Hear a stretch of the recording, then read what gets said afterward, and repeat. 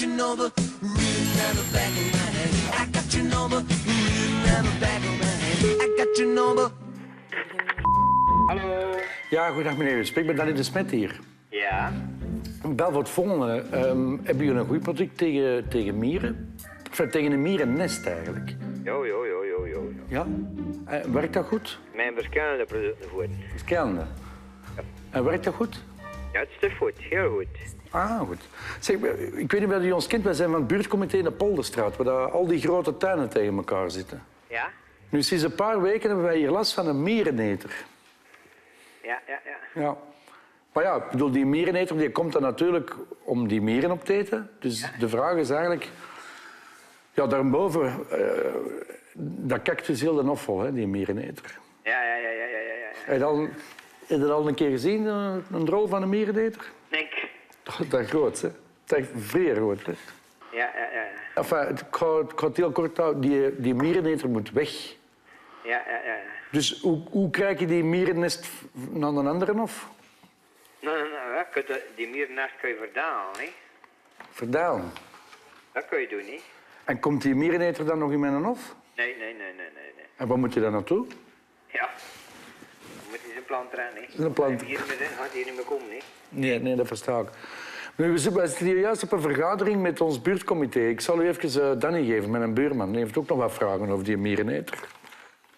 Hallo? Ja? Ja, Danny hier. Hè.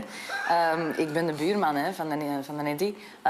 Nu is het volgende. Mijn kinderen zijn echt zot van die miereneter. We hebben die al een naam gegeven, de Kevin. Hè. Dus ja, het is nu zo. Wij willen eigenlijk de mierennest verplaatsen van de tuin van de Neddy naar onze tuin. Want mijn kinderen die zijn echt zot van dat beestje. Hoe doen we dat? Ah ja, dat is wat anders. Is dat met een schub of... Ja.